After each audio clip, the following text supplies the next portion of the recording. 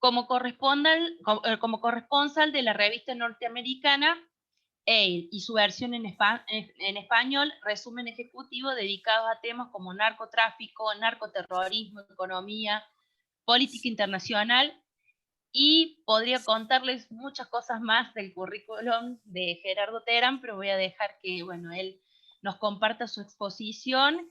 Y bueno, les pido que escuchemos atentos porque realmente es para aprovechar y bueno, y para quedarse con ganas de seguir trabajando en estos temas y luchar por una Argentina mejor y una sociedad mejor. Gerardo, bienvenido y te cedo la palabra. Bueno, muchísimas gracias. De verdad estoy muy contento de estar con la gente del encuentro ciudadano, del encuentro vecinal, a quienes estimo muchísimo. Muchísimas gracias por la invitación. Es un honor compartir con la licenciada Richard, con nuestro querido amigo el doctor Yaría, con el doctor Aurelio García Lorrio y con la diputada Rosa Marcone. Yo les voy a hablar no en términos académicos, yo les voy a hablar como alguien que ha dedicado su vida a luchar en contra de este mal que bien ha llamado el doctor Yaría epidemia del narcotráfico. Como ustedes verán, yo fui coordinador de la Coalición Nacional Antidrogas en Colombia y una de mis actividades como militante político y periodista también fue entonces este tema. Esta mañana me encontré con varias noticias. Un camionero drogado acaba con la vida de María Sandio, directora del CHN en Navarra, España. Estaba drogado el camionero. Además mató a su esposo y dejó herido a sus hijos. Esta señora era una de las figuras más importantes en el tema de la investigación del COVID en España. También me encontré con la noticia de que en Uruguay capturaron 407 kilos de cocaína, capturaron a la persona que los distribuye. Me encontré con la noticia de que entre Brasil y Paraguay también desbarataron varios campamentos con sembrados de drogas, cocaína, marihuana, coca y marihuana. Y una que me entristeció mucho. Fabricaciones Militares de Argentina anunció que está bastante avanzada la producción de cannabis para uso medicinal. Y según Iván Durigón, el director de fabricaciones, tenemos una planta impresionante con una extensión de campo importante. Estas noticias nos muestran que diariamente ya el tema del narcotráfico en todas sus, digamos, sus perspectivas es común y está avanzando sobre todo en nuestros países. Voy a leerles una declaración del Papa Francisco que hizo al 50 coloquio de IDEA hace varios años para darle marco a lo que significa el narcotráfico, tanto a nivel internacional como para Argentina. La violenta e innegable realidad del narcotráfico en nuestro país amenaza el presente y condiciona gravemente nuestro futuro. Una sociedad cada vez más prisionera de esta peligrosísima modalidad de la criminalidad organizada es una sociedad que día a día pierde su libertad. El mismo peligro corren nuestras instituciones, pues una vez que el narcotráfico las infiltran, se vuelcan al servicio del crimen organizado. Les voy a dar algunas cifras para que ustedes puedan dimensionar el problema que tenemos a nivel mundial. Son cifras de hace unos 2, 3, 4 años, pero son importantes.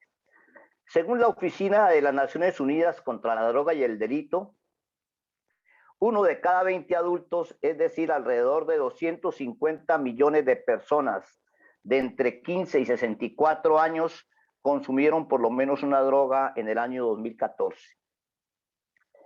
Es la población de países importantes como Alemania, Francia, Italia y el Reino Unido. O sea, la suma de la población de estos 250 millones es la población de esos países en total, ¿no? Además, agrega que el número de muertes relacionadas con las drogas en ese año se calculó en alrededor de 207.400, es decir, 43,5 muertes por millón de personas entre 16 y 64 años. Y esto ha permanecido estable, sigue igual. Las muertes por sobredosis representan aproximadamente entre un tercio y la mitad de todas las muertes relacionadas con las drogas, que en la mayoría de los 29 millones padecen trastornos relacionados con las drogas, pero solo 1 de cada 6 personas reciben tratamiento, de 12 millones que se inyectan drogas. El estudio sobre la carga mundial de morbilidad Global Burden of Disease Study indica que las muertes prematuras o las discapacidades causadas en su conjunto por los opioides, la cocaína, las anfetaminas y el cannabis supusieron en el año 2013, escuchen esta cifra, la pérdida de casi 12 millones de años de vida. Evidentemente estamos ante un problema muy, pero muy grave.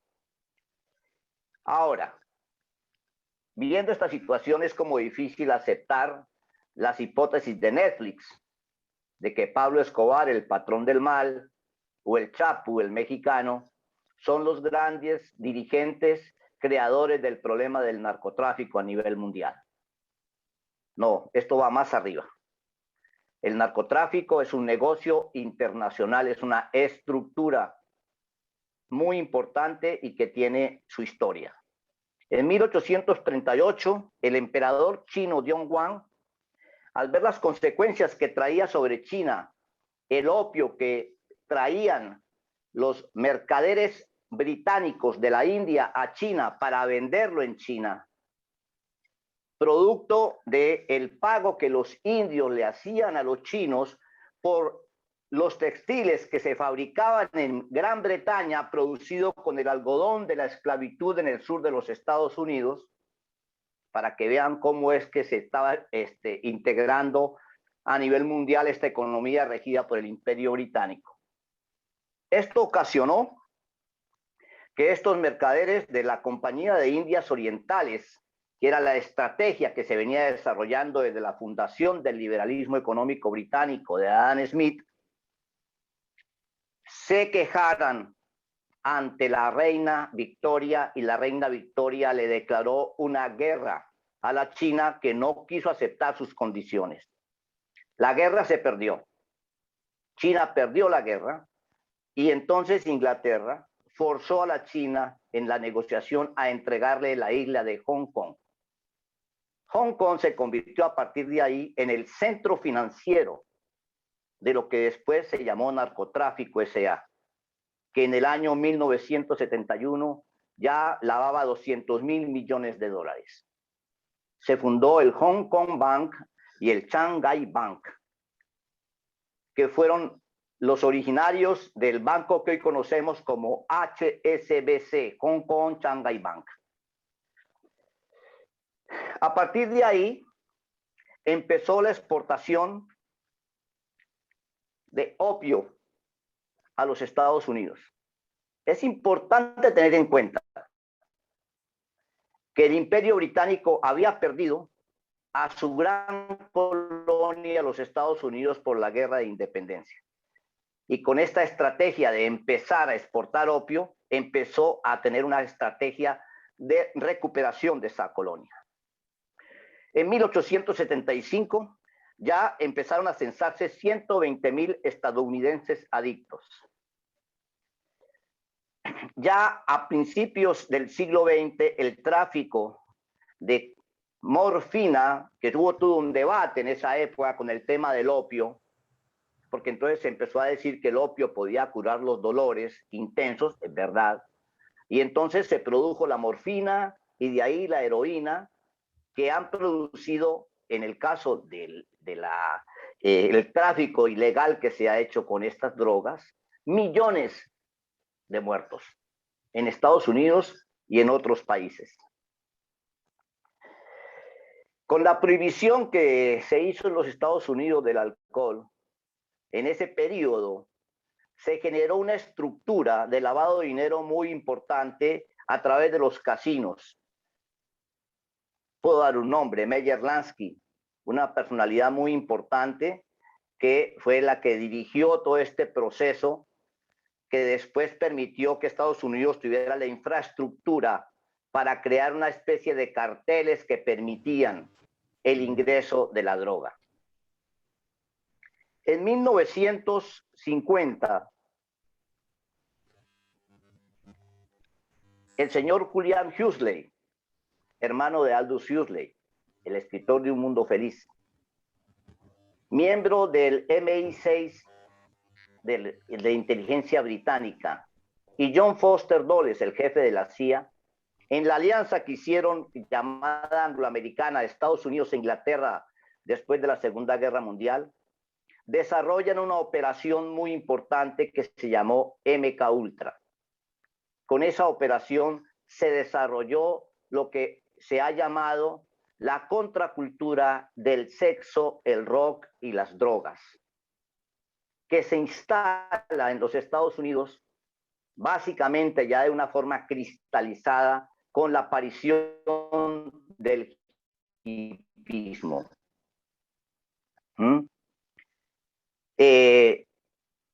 Acuérdense que en esa época, estoy hablando de 1960, estaba la guerra de Vietnam.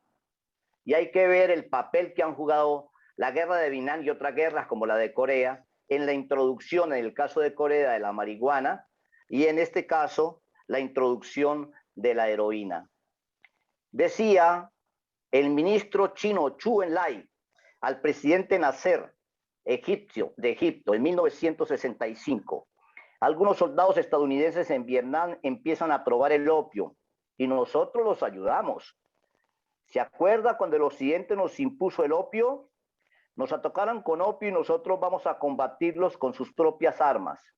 El efecto que esta desmoralización tendrá en los Estados Unidos será muchísimo mayor que lo que cualquiera alcance a imaginarse. Ahí está clarito que era una estrategia. Con el hipismo y toda esta estrategia de la contracultura se masificó el consumo de una nueva droga que apareció desde los 50, que es el ácido lisérgico, el famoso LSD, y se extendió el consumo de marihuana. Se creó en Estados Unidos un mercado importante de drogas, de demanda de drogas. Y esto no se puede hacer si no hay permisividad. Esto no se puede hacer si los gobiernos de turno no se hacen, por decir así, los ciegos, y que también a veces intervienen directamente para que se produzca esto. Les pongo un ejemplo. El concierto de Woodstock en 1968. Entre 300 y 400,000 jóvenes consumiendo drogas, practicando el sexo libre, haciendo barbaridades que dieron un cambio muy importante o sometieron un cambio de paradigma cultural en los Estados Unidos. Quiero leer una frase, una declaración del psiquiatra estadounidense John Mitchell, que afirma lo que pasa cuando a los jóvenes, y muchos de ellos muy jovencitos, que en Estados Unidos comenzaban a fumar marihuana. Precisamente cuando los chicos necesitan madurar más que nunca en el terreno psíquico, el ensimismamiento y el deseo de obtener gratificación inmediata los arrastra hacia el infantilismo. Cuando más necesitan aprender a luchar contra las tormentas emocionales de la adolescencia, claudican y disipan sus problemas en el humo de la marihuana. Muchos jóvenes de hoy no madurarán como deberían. Por eso abundarán los adultos inmaduros e impreparados. Algo de eso nos está pasando hoy. Por lo menos en mi país, todos los violentos que están haciendo las cosas en mi país en esta época son unos inmaduros e impreparados e incultos. Algunos de los cuales no podrán vivir sin asistencia económica, social o médica. Ante la necesidad de la oferta, el país más indicado para esto fue México. Y entonces en México se empieza a producir marihuana en alianza con el gobierno que aceptó esa designación. Esto duró hasta 1973, cuando el presidente Luis Echeverría y después el presidente López Portillo se opusieron y junto con una DEA que al principio, la Drug Enforcement Agency de los Estados Unidos, que combatía el narcotráfico y que todavía existe, en ese momento había gente en la DEA muy importante que estaba verdaderamente en contra. En ese momento, entonces, Echeverría se niega, con la DEA fumigan, descubren todos los sembrados, se eliminan y aparece un nuevo lugar para la oferta de la droga, que fue Colombia. El presidente, y acá viene la denuncia de que yo soy cierto, de cómo son los políticos que dirigen un país los que deciden si hay narcotráfico o no, y que ven los beneficios económicos tanto supuestamente para el país como para sus propios objetivos personales. Alfonso López Miquelsen, presidente en 1974, un hombre ultraliberal, acepta el negocio de la marihuana en Colombia. En 1976, él decide, con su ministro de Economía, abrir en el Banco Central, que en Colombia se llama el Banco de la República, la ventanilla siniestra, es decir, la ventanilla por izquierda, lugar en el cual se lavaba el dinero de todos los que tenían producción de marihuana. Se genera la bonanza marimbera por lo de marihuana, aparece una clase emergente que empieza a hacer desastres en las relaciones sociales, políticas y económicas del país. Para 1979, que es el momento en que se funda la Coalición Nacional Antidrogas, de la cual yo fui coordinador, el actual presidente del Grupo de Puebla, Ernesto Samper Pizano, miembro de la facción liberal de López Miquelsen, hace el foro marihuana sobre la legalización de la marihuana, que se llamaba Marihuana, Mito y Realidad. Invitó una cantidad de expertos a nivel internacional, y lo que nosotros pudimos denunciar en ese momento es que la Philip Morris y Marlboro estaban detrás de esto. Esto fracasó gracias a la actuación de todos los que estábamos opuestos, pero el señor López Miquelsen y su facción liberal introdujeron en Colombia ya de una manera formal, ¿sí? Adquirieron políticos que empezaron a promover este tipo de perspectivas, y también sectores financieros, como el Banco de Colombia en esa época. Aparece el consumo de bazuco, que es lo que es Paco acá ahora en Argentina, y ahí nos dimos cuenta que comenzó la cocaína. Los carteles de la droga de Pablo Escobar y de los Rodríguez, cartel de Medellín y cartel de Cali, fueron elegidos por ellos. Ellos identificaron las personas que iban a hacer el negocio. Y termino diciéndoles lo siguiente, porque ustedes ya saben todas las demás, digamos, las demás anécdotas que se conocen, ¿para qué voy a repetir? El hombre más rico de Colombia hoy es Alfonso López, hijo de Alfonso López Miquelsen, producto de esto que estamos hablando. Cuando se acaban los carteles en Colombia, asume como gran cartel las Fuerzas Armadas Revolucionarias de Colombia, las FARC, que hasta hoy, tanto con Venezuela como en Colombia, como en Chile, como en Perú, está haciendo operaciones políticas de desestabilización financiadas con el dinero del narcotráfico. Las operaciones mapuches, donde están las FARC, las operaciones que están sucediendo en Colombia con las disidencias de las FARC y que tienen un gran control del narcotráfico, es de donde se está sacando el dinero para hacer toda esta desestabilización continental. En medio de esto aparece una persona muy importante que nos lleva a identificar cómo el sector financiero internacional está vinculado, que es el señor George Soros. Soros, dueño del Quantum Fund, cuya, digamos, sede fundamental está en una de las, a ver, me acuerdo del nombre de dónde está, bueno, una de las islas del Commonwealth británico, ¿sí? es ahí donde se funda. Y durante el periodo de la posguerra, 1950 hasta 1971, fue uno de los grandes lavadores de dinero del narcotráfico. ¿Cómo ingresa este tema a la situación internacional? En 1971 se hace un cambio muy importante en la economía mundial. Se rompe el sistema de Bretton Woods y de una economía cuyas ganancias se basaban en la producción industrial, pasamos a una economía fundamentada en las ganancias financieras.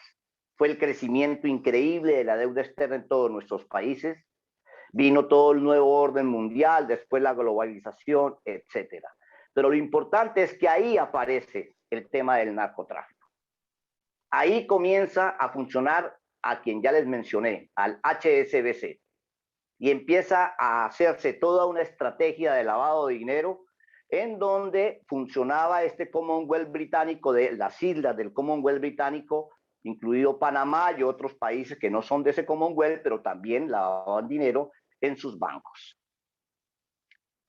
De ahí los Estados Unidos y muchos de sus bancos, hoy pues, hay una lista increíble de bancos que han sido acusados, empezaron a establecer mecanismos para poder beneficiarse de ese lavado de dinero. Hoy es mucho más intenso y eso es permitido por los gobiernos.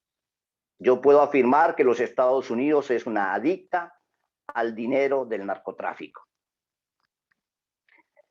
Como saben ustedes, Soros es la persona más importante en la campaña a favor de legalizar el consumo de marihuana en el mundo. En Uruguay fue él quien impulsó esto y quien apoyó esto. En los Estados Unidos, en más de 2 estados, financió las campañas para hacer la legalización de la marihuana. Y en otros países igual.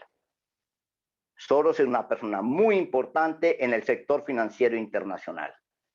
Quiero decirles que los 200.000 millones de dólares que le hablaba al principio, que se lavaban a nivel internacional, hoy eso pasa el billón de dólares. Es un negocio que posiblemente supere el negocio del petróleo. Y ese billón de dólares no se puede guardar debajo de la almohada de la gente, de la familia de Pablo Escobar. Se guarda en los bancos y son los bancos los que se benefician. En el caso de Colombia, hoy tenemos a una economía con el 65% de informalidad basada en el contrabando, financiado por el narcotráfico en términos de lavado. Tenemos un tráfico de oro en el que los narcotraficantes compran oro ilegal en todo el continente y después lo exportan como si fuera legal a los países interesados. Estamos totalmente atrapados como una colonia del narcotráfico. Vamos a hablar de la Argentina un poco, rápidamente. Y les voy a leer en concreto. Clarín en una oportunidad decía que había una captura de 50.000 dosis de Paco en Villa Zabaleta, en Buenos Aires. El Día de la Plata también hablaba de otra denuncia de 20.000 dosis. Después el ministro de Salud de la provincia de Buenos Aires decía que el consumo de Paco y cocaína aumenta la agresividad de los delitos. Había cifras de 80.000, 90.000 consumidores de Paco. Lo que quiere decir que se consuma Paco es que se está produciendo cocaína en el terreno donde se distribuye, porque el Paco no se trafica internacionalmente. El Paco es el producto de lo que queda, el residuo que queda de la refinación de la cocaína. Y el doctor Yaría les puede explicar mucho más qué significa médicamente esa porquería que es el Paco y cómo destruye el cerebro. De manera que en Argentina se está produciendo cocaína. Claudio Izaguirre, presidente de la Asociación Antidrogas, en el 2015 hablaba de que había más de 300 laboratorios caseros. Hoy eso se ha multiplicado. No hay control de los precursores químicos. Hay una producción diferente a la que se hacía en Colombia. no hay necesidad de tener carteles, sino que hay pequeñas células que van produciendo la cocaína y que se negocia tanto nacional como internacionalmente. El Cedronar en el 2011 nos decía que había más o menos 15.967 casos de muertes entre personas de 15 y 64 años. Ahora, todo este negocio, ¿cómo empezó a funcionar en cuanto al lavado de dinero? Pues los casinos. En Argentina se multiplicaron los casinos hasta tener, según algunos datos periodísticos, 500 casinos en todo el país, clandestinos y legales. Es mucho dinero el que se está lavando acá. Para poder producir cocaína diaria para 90.000, o sea, cocaína para que quede el residuo para 90.000 consumidores de Paco, es mucha cocaína y es mucho dinero. Bueno, para eso están las máquinas que generan $300 al día en los casinos. Ya saben ustedes quiénes son los que en Argentina producen los casinos. Ante esta situación, de diferentes partes nos llega la presión de que la guerra a las drogas se perdió y que entonces no nos queda otra alternativa sino la legalización de las drogas. La revista Semana de Colombia decía que la guerra mundial contra las drogas ha fracasado y que llegó la hora de pasar del enfoque prohibicionista al de salud pública. Son afirmaciones que se repiten diariamente. 5 premios Nobel de Economía, el viceprimer ministro británico y el secretario de Estado estadounidense, un canciller de Guatemala, firmaron una declaración afirmando eso. Y qué extraño, de London School of Economics de Londres, de donde es el centro ideólogo de este narcotráfico S.A., también se hace una declaración pidiendo esto. San Juan Pablo II, y esto para concluir, nos hablaba de que las estructuras de pecado son organizaciones que están nucleadas y que están dirigidas, ¿no? Acá dice así: la Iglesia, cuando habla de situaciones de pecado o denuncia como pecados sociales determinadas situaciones o comportamientos colectivos de grupos sociales más o menos amplios, o hasta de enteras naciones y bloques de naciones, sabe y proclama que estos casos de pecado social son el fruto de la acumulación. Las verdaderas responsabilidades son de las personas. Y dice Juan Pablo II para aconsejar: existe una fuerza tremenda de atracción del mal que lleva a considerar como normales o inevitables muchas actitudes. El mal aumenta y presiona con afectos devastadores las conciencias que quedan desorientadas y ni siquiera son capaces de discernir.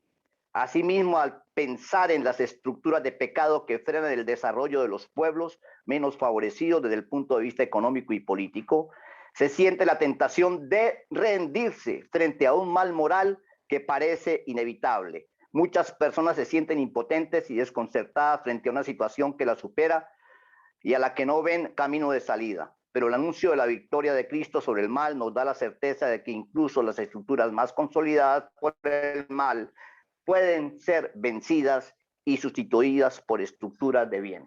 Y yo quiero terminar diciéndole, amigos de Encuentro Vecinal, yo estoy seguro, porque los conozco, que ustedes son una estructura de bien y que tienen un enfoque correcto y concreto que permite enfrentar a estas estructuras del mal como es Narcotráfico S.A. Muchas gracias.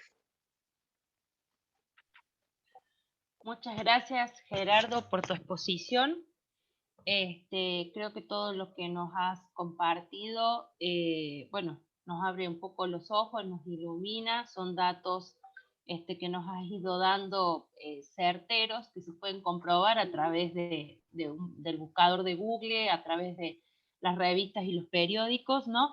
Y este llamado a ser responsables socialmente, lo podemos tomar desde la fe, como nos lo ha expuesto Gerardo, y para aquel que no comparte ninguna religión ni ninguna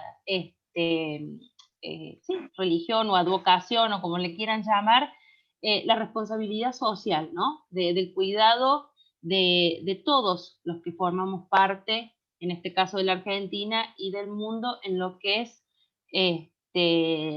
la salud, ¿no? La vida sana y plena, con un proyecto de vida que nos ayude a ir cumpliendo esos deseos, esos sueños que deberíamos tener naturalmente y que no tendríamos que tener adormecidos ni inmaduros a causa de estas sustancias, ¿no? Que nos van adormeciendo en el camino. Muchas gracias, Gerardo, por tus palabras. Al final vamos a, el que quiera hacer preguntas, vaya anotándolas o teniéndolas en cuenta para el final. A continuación, le voy a dar la palabra a la licenciada Gabriela Richards. Ella es licenciada en Psicología por la Universidad Nacional de Córdoba y es magíster en Prevención y Tratamiento de Conductas Adictivas por la Universidad de Valencia, directora de la Fundación para la Promoción de la Salud Humana, ProSalud, desde donde se implementan programas de prevención y tratamiento de adicciones, incluidas campañas para medios masivos de comunicación, también para el servicio de orientación telefónico sobre adicciones y VIH-Sida, la línea Red Vida. Es también docente. Como les dije, todos los expositores tienen un amplio currículum. A la licenciada Richards le agradecemos también particularmente por su colaboración en las comisiones de salud y en las comisiones de adicciones, sobre todo con el tema del cannabis medicinal y el autocultivo. Y bueno, ella seguramente con su exposición nos dejará en claro muchas cosas y también nos dejará muchas preguntas para hacernos, así que le doy la palabra. Bienvenida y muchas gracias por participar. Bueno, muchas gracias. La verdad que es un gusto poder compartir con ustedes. Fundación ProSalud es una organización no gubernamental, no confesional y también desligada de partidos políticos. Sin embargo, felicitamos la iniciativa de grupos organizados políticamente para pensar, buscar información específica que colabore en su formación y también de esta manera, como líderes sociales, pueda ayudar a generar las mejores políticas territoriales que permitan a su vez que la sociedad en su conjunto pueda afrontar esta gran problemática ligada a las drogas y a las adicciones. Así que, bueno, la verdad que me ha resultado, gracias por la invitación nuevamente, y me ha resultado muy interesante poder conocer y escuchar a Gerardo. Él ha planteado toda una problemática compleja ligada al narcotráfico. Voy a plantearles una perspectiva bien diferente. Voy a acompañar una presentación, la voy a pasar rápido en realidad, para tener tiempo de... a ver, ¿dónde tengo?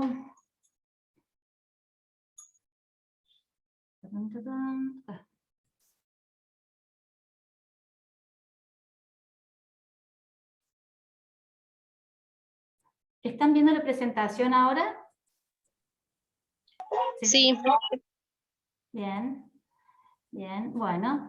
A ver, simplemente una reflexión acerca del tema anterior tiene que ver con el narcotráfico, ¿verdad? ¿Qué les voy a proponer? Les voy a proponer que podemos pensar el tema de las drogas, no solo como drogas, que serían objetos, sino como parte de las drogas como parte de una dinámica compleja, donde hay un rol que juegan ellas y otras variables intervinientes que vamos a ver y que también son necesarias para que esto se constituya en un verdadero problema, ¿sí?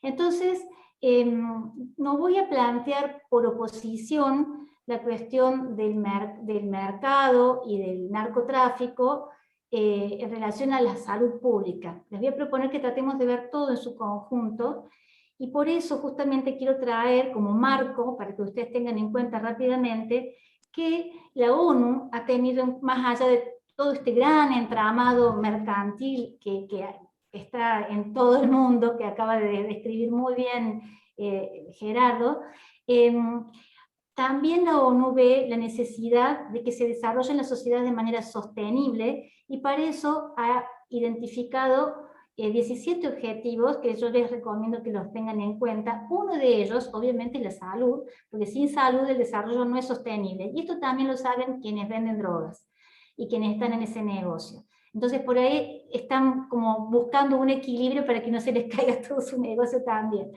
Pero dentro de estos desarrollos, de este objetivo de salud, justamente hay uno específico que está destinado a lo que es fortalecer la prevención y el tratamiento de las adicciones.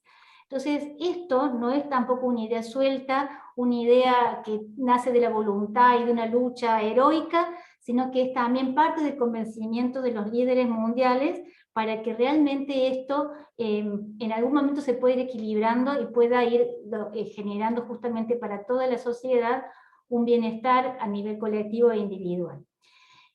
Acá simplemente una descripción, no voy a detenerme acá, en relación a que justamente la problemática derivada del consumo de sustancias psicoactivas o drogas genera costos, ¿sí? Así como hemos hablado de todo lo que se gana, todo el dinero que mueve este gran mercado global ligado a las drogas legales e ilegales, para las sociedades, los problemas que generan estas prácticas son realmente muy grandes y también se pueden medir a nivel de costos, se les podría poner un número, ¿sí?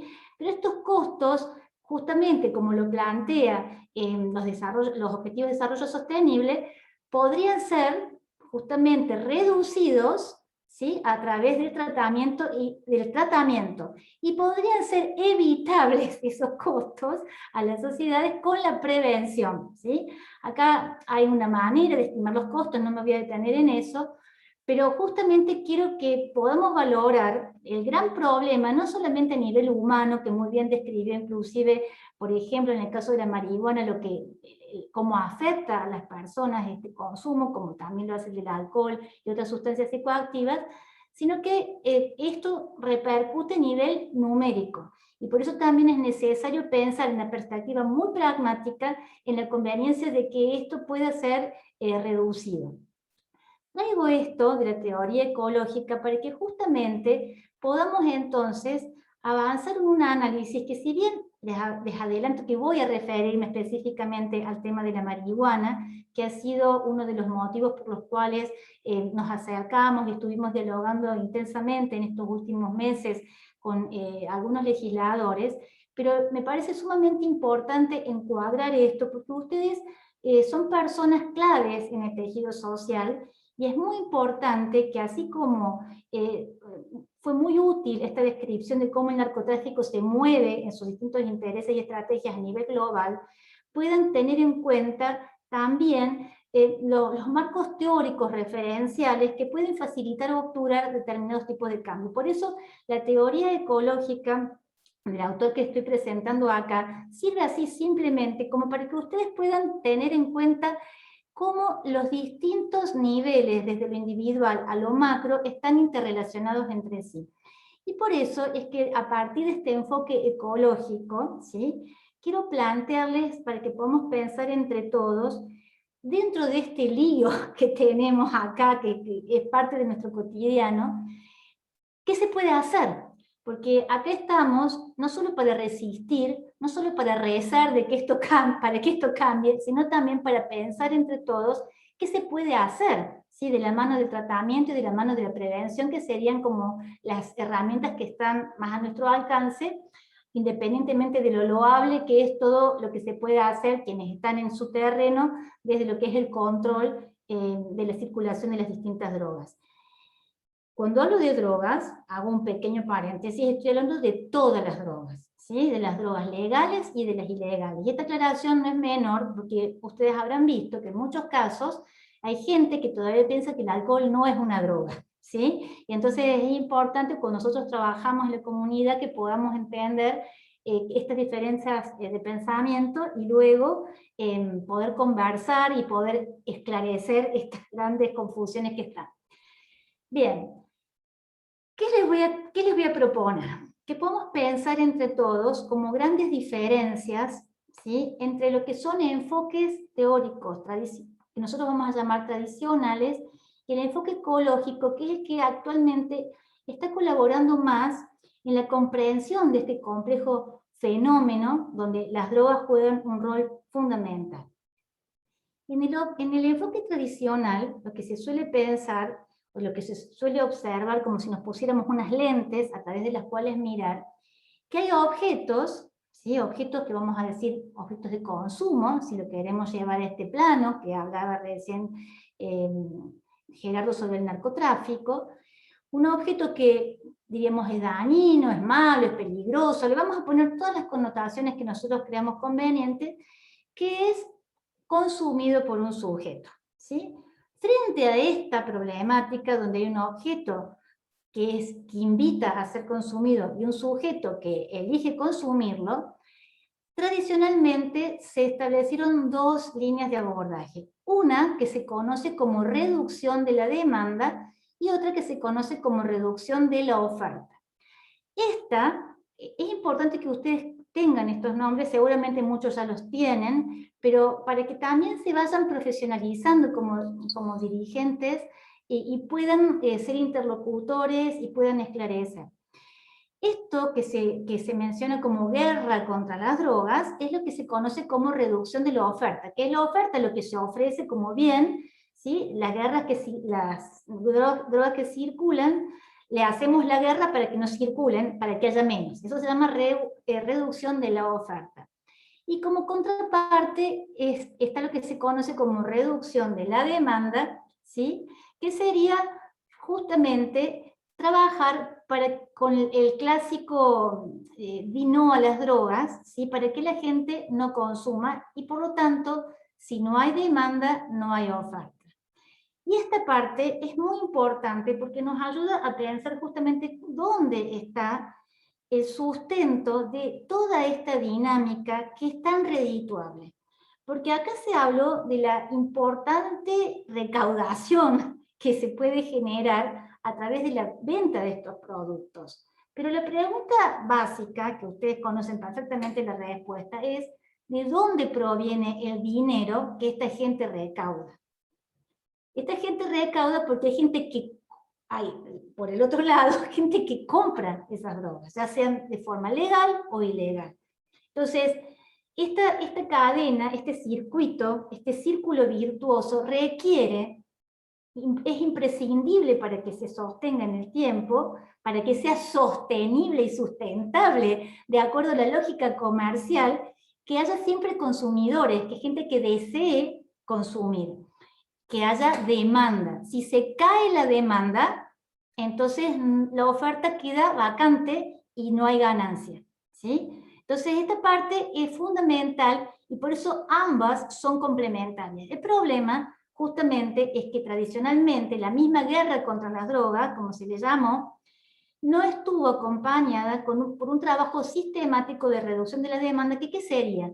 El trabajo sobre prevención, ¿sí? Y entonces acá es donde se puso mucho énfasis solamente en ir contra el narcotráfico, pero ¿qué pasa? Eso ustedes lo ven en los barrios. Si se cierra un kiosco de drogas, luego se abre en otra parte. ¿Por qué se abre en otra parte? Capaz que en el mismo barrio. Porque la gente va a comprar. La gente quiere comprar, la gente necesita, entre comillas, comprar porque ya es dependiente de ese consumo. Entonces no se corta ese círculo vicioso porque sigue demandando y entonces la cadena comercial se traslada geográficamente, pero sigue estando. Bien, esto es lo que tradicionalmente se ha visto. Pero justamente cuando incluimos la mirada de la ecología social a esto, incluimos otra parte que es fundamental, que es el contexto, ¿sí? Y ya cuando hablamos de contexto, digamos, se introduce una variable que es sumamente interesante para poder pensar justamente cómo funciona esto, porque este enfoque tradicional, el problema que tuvo y que tiene por quienes lo sustentan, es que desconoce el modo en que este contexto condiciona las elecciones del sujeto desde lo que sería su demanda, sus prácticas de consumo. Entonces, ¿qué será lo que aporta el enfoque ecológico? El conocer y el reconocer cuáles son, cómo desde el contexto se va regulando y ampliando las expectativas, las necesidades, los deseos, las motivaciones de este sujeto, ¿sí? ¿Cómo se hace esto? Esto se hace justamente con estrategias de marketing excelentemente diseñadas, que son las que se utilizan para todos los mercados, donde cada vez hay más ciencia aplicada para lo que es la creación de necesidades, donde no hacen falta que existen, o sea, no son necesidades reales, ¿sí? Entonces, desde esta perspectiva, podemos empezar a ver justamente cómo ya está operando el mercado de todas estas drogas y cómo entonces también nosotros desde la prevención podemos como mínimo empezar a desarrollar una mirada crítica sobre este mercado y luego también empezar a implementar desde lo motivacional una serie de estrategias que sirvan a la prevención. Justamente esto implicaría un cambio de paradigma. Fíjense que recién Gerardo habló de cambio de paradigma, pero cuando habló de cambio de paradigma, ¿quién hablaba de eso? Justamente quien hablaba de eso era aquel que estaba pretendiendo introducir en el mercado otro objeto más, que era la marihuana, ¿sí? Entonces se logró, a través de las estrategias del arte, de la música, empezar a naturalizar la circulación de un objeto y a generar un cambio de paradigma en los posibles consumidores para que eligieran consumir eso. Entonces, el contexto tiene por función crear necesidades y motivaciones para consumir todo tipo de drogas. Esta cuestión es fundamental. Promueve encuadres amigables para elegir estos consumos mediante mensajes, modo de hacerlos accesibles, redes de individuos que se benefician directa o indirectamente con el mercado que activan, cuyo bienestar refuerza el sistema. Esto, que es una frase medio larga, complicada, es también muy importante que ustedes lo puedan tener en cuenta. Ya lo vamos a ver más adelante, tengo un par de fotos tomadas de noticias también recientes, pero es interesante porque esta cuestión que tiene que ver con el beneficio, ¿sí? Cuando hay personas en esta gran red comercial que están justamente obteniendo beneficios que serán, imaginen ustedes, serán beneficios de tipo económico, entonces esas mismas personas van a colaborar para que este circuito, que tiene que ver con la creación de motivaciones para el consumo, ¿sí? Puedan cada vez consolidarse más. Entonces, con esto, al hablar de contexto en estos términos, lo que yo les voy a proponer es que empecemos a ver no solamente el narcotráfico en términos de las guerrillas, de las personas armadas, de todas estas personas que son delincuentes, sino directamente como un gran entramado comercial, ¿sí? Como un gran mercado que se va insertando en cada intersticio del entramado social, incluido el del mismo barrio donde ustedes probablemente viven, ¿sí? Con personas que no tienen necesariamente pistolas a cuestas, sino que capaz que muchas de ellas sean abogadas o contadoras que les toca la parte de justamente introducir en el mercado legal, como bien decía, a través de algunos bancos, por ejemplo, el dinero que viene de ahí, bueno, una serie de cuestiones.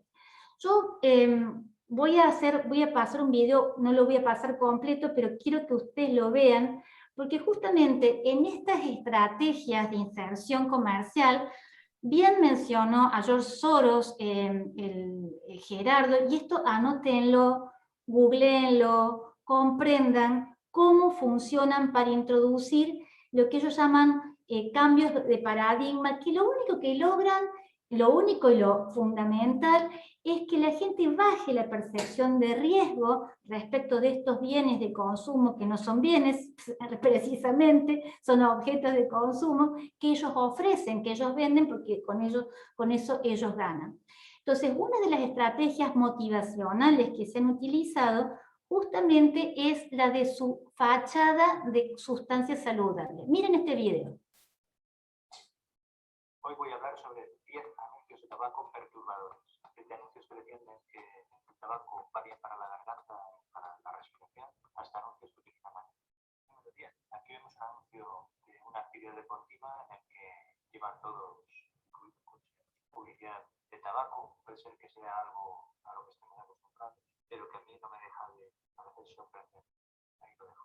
número 9 podemos ver esta fotografía antigua de una farmacia en la que hay publicidad de tabaco. Una vez más, es sorprendente en una farmacia se pudiera publicitar y vender tabaco, sobre todo porque en esas épocas ya se sabía que podía dar problemas.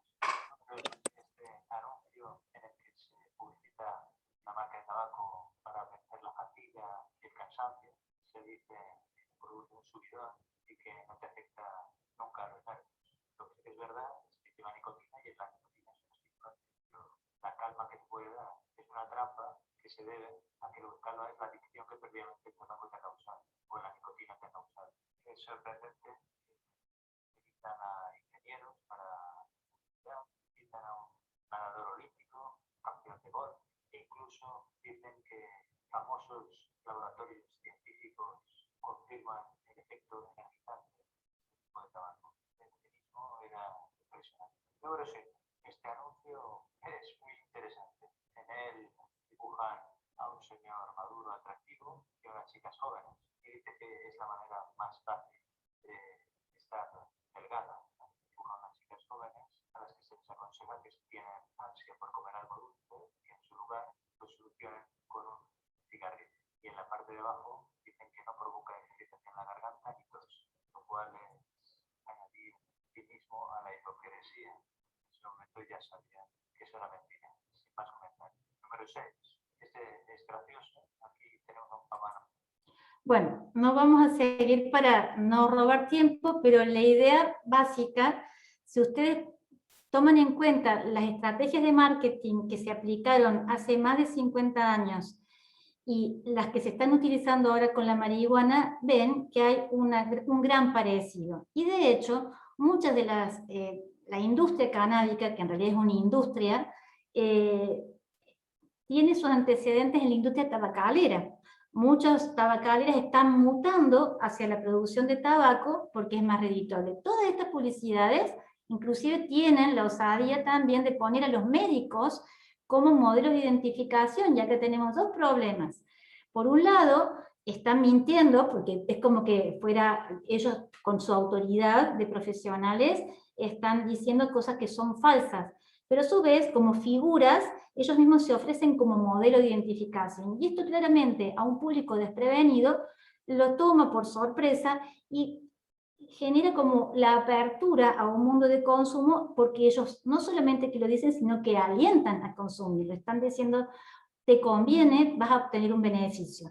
Esa es la clave del mercado. No existe narcotráfico, no existe mercado si no existen consumidores. Y nuestro trabajo está allí. Y lo señalo y lo repito, porque es muy común cuando nosotros trabajamos en prevención que por lo menos media hora del trabajo inicial se discutan si las leyes tienen que prohibir o permitir, si la policía hace o no hace, y nunca se llega a la parte de la prevención, del trabajo en la familia, de la información cierta, que es fundamental y que es indispensable para justamente trabajar sobre los potenciales consumidores que no sean cooptados por todas estas estrategias de marketing que cada vez son más inteligentes. Por eso, ahora, digamos, en el caso de la marihuana lo vamos a tomar como una cuestión paradigmática, ¿sí? Para poder pensar esto, pero entonces no solamente ya ver cómo resistir a la presión de las drogas, en una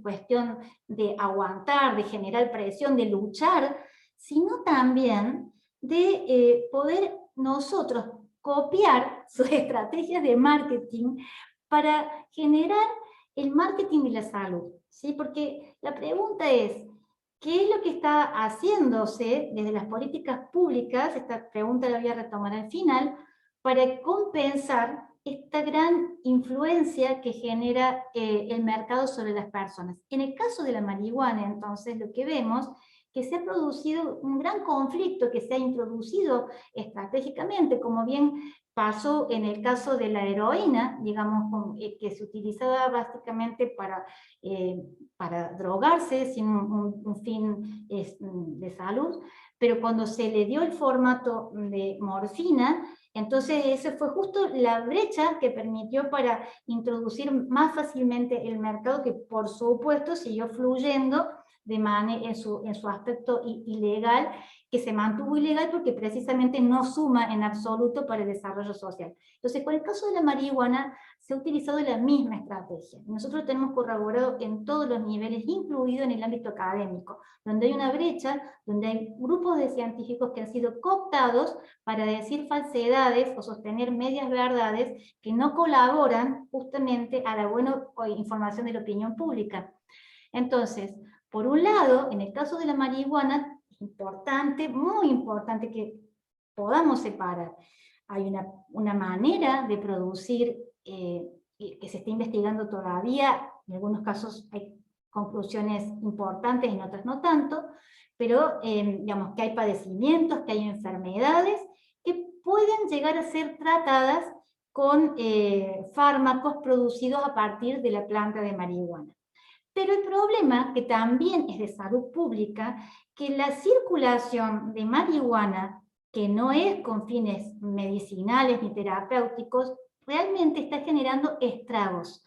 Estragos por la cantidad de personas que cada día empiezan a consumir y por el modo en que consumen, que claramente no es para nada menor, ¿no? Porque, digamos, la marihuana que se está produciendo justamente está modificada genéticamente y produce efectos que ni siquiera son comparables con los que producía hace 40 años atrás. Y esto es porque hay una intencionalidad de la industria que busca enganchar más fácilmente a los consumidores. Entonces, acá hay una cuestión que justamente el mercado piensa y busca como estrategia, que es lograr que este producto sea más accesible y a su vez de fomentar o facilitar que haya creencias y expectativas positivas asociadas a su consumo.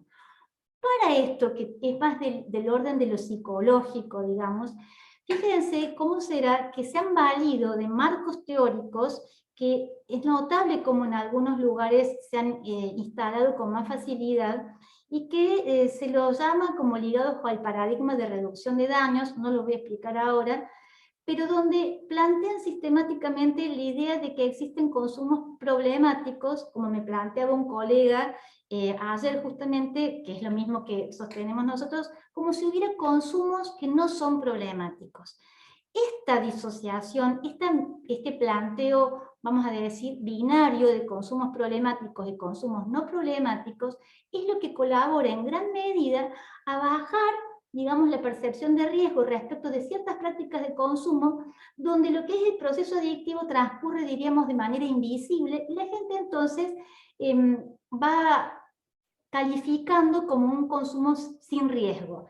A tal punto, digamos, se ha instalado también otra conceptualización que se usa con frecuencia erróneamente, que es la de consumo recreativo, como si por el solo hecho de que no fuera la persona todavía drogodependiente, o sea, tuviera una dependencia de esa droga o no estuviera bajo un trastorno muy severo, eso no estuviera ya generando a nivel del sistema nervioso un trastorno quizá leve, pero que le está marcando el progreso hacia su dependencia. Entonces, estas creencias se van instalando porque hay realmente un tanque de ideas que se está trabajando, de una usina de ideas, donde, por ejemplo, tienen un rol muy activo la fundación de George Soros, que se llama Open Society Foundation. ¿Sí? Ellos, ustedes entran, van a ver qué loables que son aparentemente los objetivos de esta organización, porque trabaja por los derechos, así en términos generales,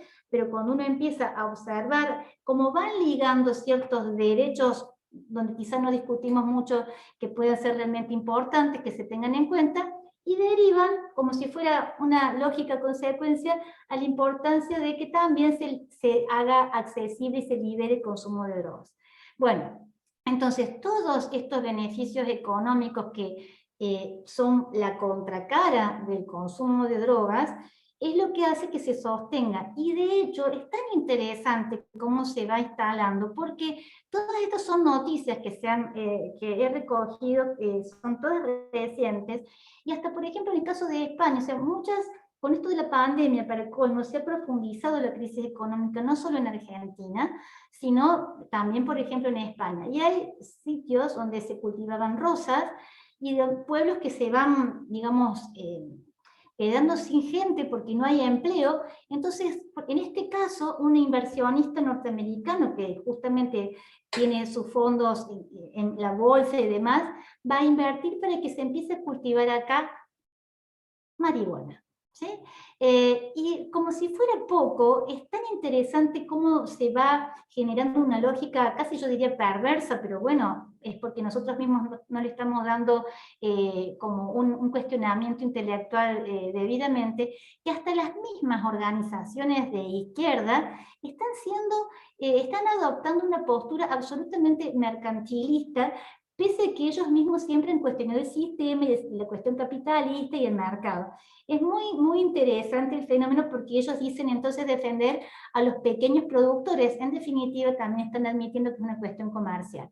Entonces, si lo vamos a trasladar a esto en términos de economía, si vamos a ponerle también el aspecto que tiene que ver con lo económico, podríamos hablar de economía circular, que es algo que está muy de moda, todo lo que tiene que ver con el reciclaje, pero que casualmente deberemos incluir en esto de la economía circular el reciclado de las relaciones personales, de lo humano y de la salud para que esto funcione. No hay economía, no hay sociedad sostenible sin salud. Y salud no es solamente ausencia de enfermedad, sino también es bienestar, es calidad de vida, es posibilidad de expandir las potencialidades de las personas, capacidad de afrontamiento, capacidad de superación, resiliencia, y por lo tanto familias que pueden convivir, pueden estar bien y pueden también proyectarse en lo educativo, en lo laboral, etc. No tengo mucho tiempo, pero no quiero dejar de compartir con ustedes para que vean justamente cómo esto del narcotráfico en esta época ya podemos justamente ampliarlo a una red comercial sutil que está en todas partes. Acá en Córdoba está a pleno y se ha, digamos, expandido muchísimo estos últimos meses, pero probablemente en las otras ciudades del interior están también, y si no están, busquen, aunque sea en las redes, porque es impresionante cómo se ha activado, sobre todo en el caso, y esto ligado a la marihuana. Me estoy refiriendo a lo que se llama grow shops, ¿sí? Grow shops que son negocios de cultivo. ¿Por qué? Una de las formas a través de las cuales se inserta el mercado es facilitando que las personas prueben, ¿sí? Cuando prueban la sustancia, por el efecto que tiene a nivel cerebral, se genera, digamos, se activa una situación tan placentera que lleva por sí mismo a activar el deseo de volver a repetir esa conducta, ¿no? Entonces, ¿qué se ha visto? Que si se alienta a que las personas ellas mismas cultiven la marihuana, consuman de su propia marihuana, en un punto van a ayudar a activar todo un mercado ligado a esto, que es muy redituable, y el día que no lo tengan, van a ir a comprar en el kiosco de la esquina, o van a pedir a la droga que se la manden de otro país, porque ya van a estar incluidos como usuarios o como consumidores de ese gran circuito comercial. Para que tengan una idea, estos son de los productos que se venden en estos grow shops. Los grow shops no son lugares ocultos, están abiertos a la calle, tienen ventanas, se ve todo para adentro, no hay nada que, de hecho no está prohibido, la ley no obstaculiza que esto funcione. Lo único que prohíbe la ley hasta ahora es justamente el acceso a las semillas que se podrían cultivar, pero todo lo que son sustratos para cultivo, fertilizantes y esto que son los lugares para que la planta crezca adentro directamente. Podría decirles más, pero un detalle, esto es muy costoso. Las personas que invierten su dinero en comprar todo esto es porque esperan recaudar. Y habría que empezar a hacer los cálculos mientras yo les estoy contando esto, cuántas personas enfermas que necesiten un producto derivado de la marihuana serán las que podrían realmente estar interesadas en comprar esto. Si habrá suficientes personas enfermas como para que esté activo este mercado ligado a la marihuana, entre comillas, medicinal. Otra cosa que es parte del mercado es justamente todo esto que le llaman parafernalia, que son los objetos para consumir la marihuana, pero ustedes dirán medicinal, no, claramente esto se vende también en los grow shops, pero no es para consumo de las personas enfermas, sino para las personas que quieren tener, entre comillas, sus consumos recreativos, porque les activan justamente partes del cerebro que les generan placer. Porque esto hay que decirlo, consumir drogas es muy placentero. ¿Cuánto les dura el efecto? Bueno, esa es la parte que ustedes ya saben, y que justamente es la que genera el problema. Las semillas se consiguen por internet, y las semillas, claramente, acá está el problema, y con esto voy a ir terminando para que no se me extienda tanto, en todo caso me dicen cuánto me queda, pero es muy importante que tengan ustedes en cuenta. Para poder hacer un producto medicinal, se necesita de la marihuana principalmente un producto activo que es el cannabidiol, ¿sí? Acá, en esto, la sigla es CBD, ¿sí? El cannabidiol. Y el otro principio activo, que es el que después terminan siendo dependientes del consumo, el que buscan, el que desean, es el THC. ¿Cuál es el punto? Todas las semillas tienen ambos. Las que son para producir plantas que puedan ser después la materia prima para producir los medicamentos, van a tener más concentración de CBD y menos THC.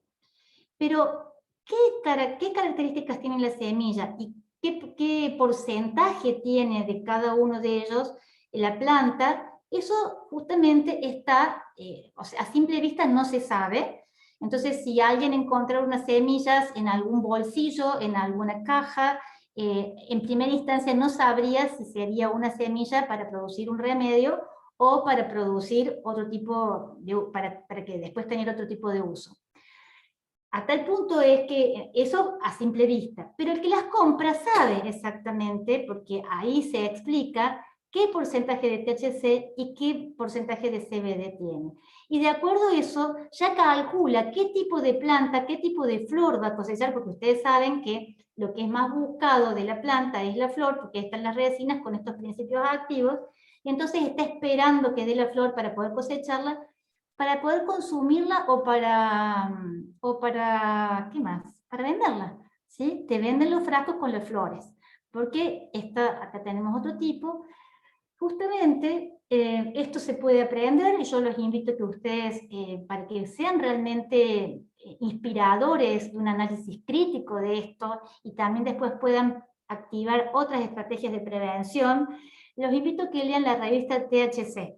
Esto se busca en internet y lo pueden ver, y allí ustedes van a entender la lógica de las personas que se enamoran de la marihuana, porque están abrazadas por lo que ellos llaman la comunidad canábica, donde sutilmente, con unas estrategias de marketing maravillosos, los enamoran y los alientan, pero en definitiva los alientan a que gasten su plata en esto y que tengan expectativas comerciales y claramente no de servicio a la comunidad mediante la producción de medicamentos. Porque quiero aclarar que la producción de medicamentos es muy difícil, y bien harían las autoridades en abrir espacios de investigación y producción seriamente controlados para que realmente quienes lo necesiten no tengan que ir a comprar a la calle un frasquito que vaya a saber qué tiene adentro, y que generalmente, por los estudios que ha hecho la Universidad Nacional de Córdoba, esos frasquitos no tienen nada de lo que dicen, porque los hace cualquiera en su casa sin los controles que realmente requiere una producción estable, que después el médico puede decir, bueno, te receto esto porque sabemos que tiene tal y cual cosa adentro.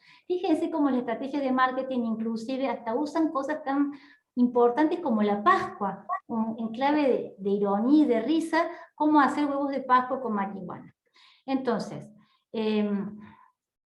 para que ustedes también acá hacer referencia a lo difícil que es producir un aceite para uso medicinal realmente, y para que tengan una idea cómo en realidad cualquiera en su casa sí puede producir aceites, pero no precisamente para uso medicinal, sino hasta para hacer comidas que al venir en ese aceite un concentrado tan importante del principio activo que es el THC, luego esos brownies, esas tortas, a veces pizzas, panes, lo que sea, con esa presentación tan amigable e inocente, cuando uno la consume, tiene un efecto súper potente. Por eso es que a veces la venta de este aceite es muy redituable, como lo es la venta a veces de tortas hechas con este aceite para fiestas, para reuniones. O sea, es un negocio muy interesante y que permite justamente la activación de toda una serie de pymes que en esta época de mucha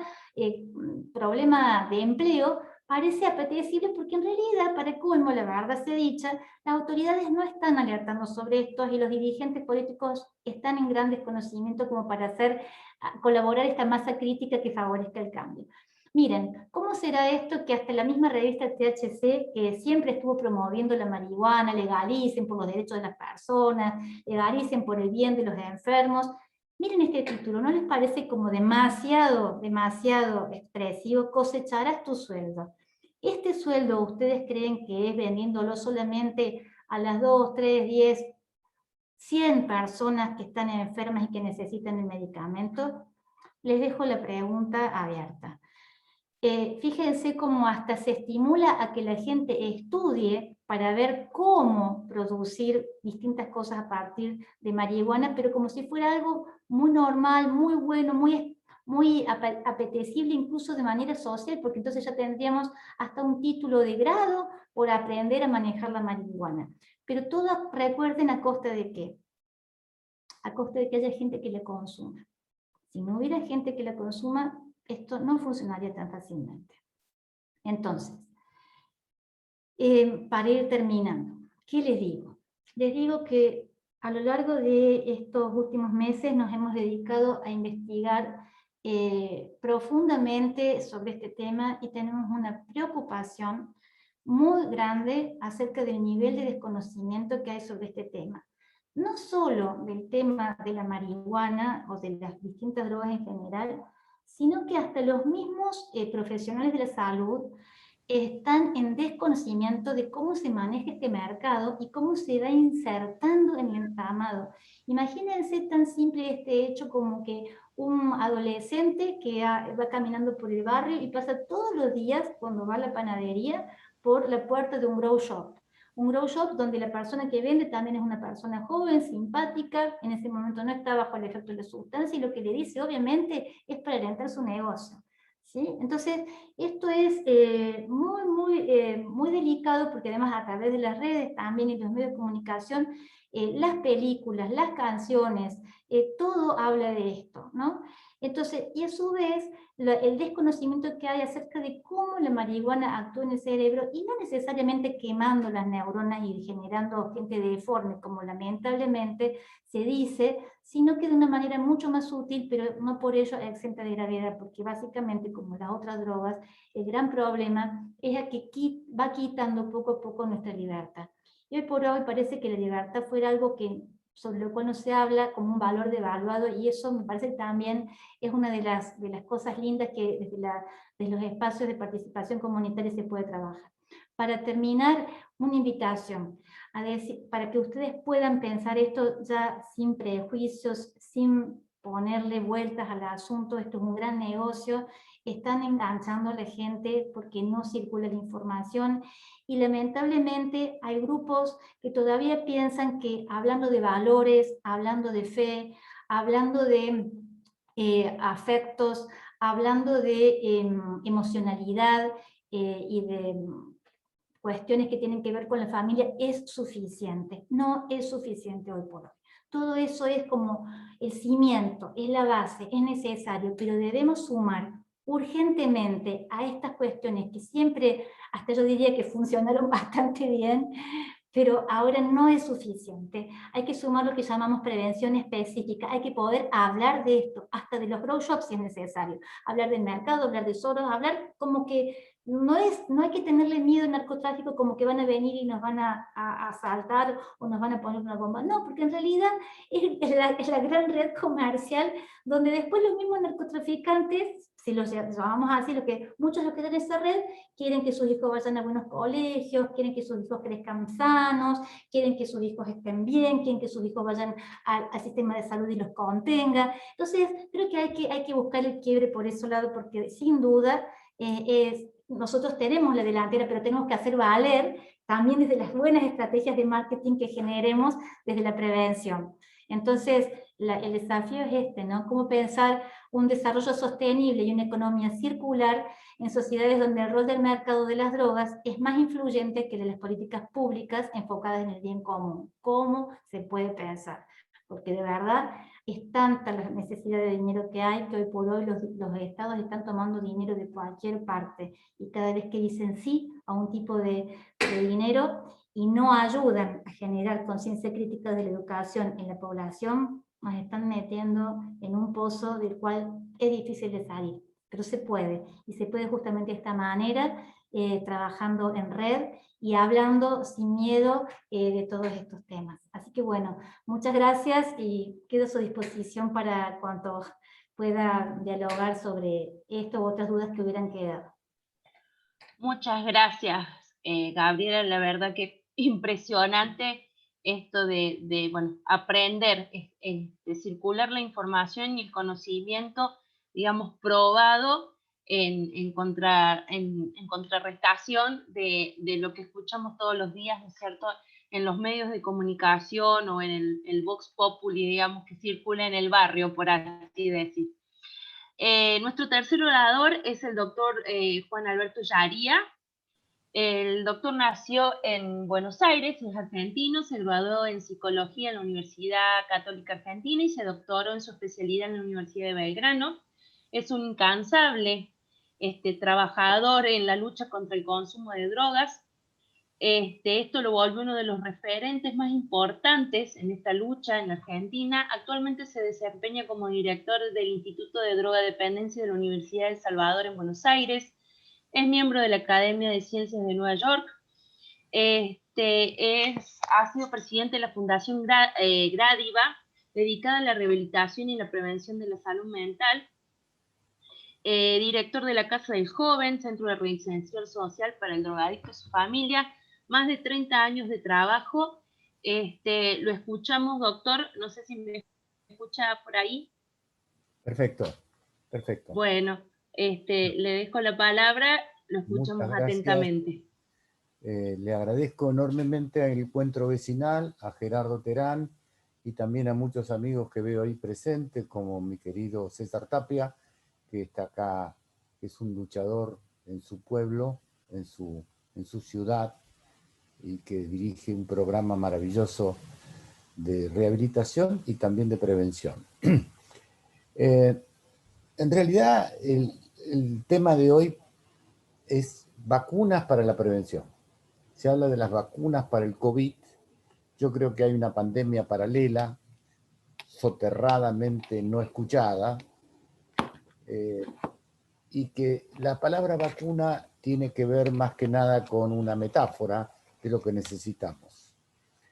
Les voy a contar, mi tarea hoy es estar a las 7:30 de la mañana con mis pacientes en una comunidad, escucharlos, tener grupos, aprendo con ellos y trato de que se genere en ellos el deseo vivo por la muerte. Aquello que Jesús hablaba de la multiplicación de los panes, que no es más que el deseo de vivir, el deseo de multiplicar. Y que no puede haber vino nuevo en odres viejos.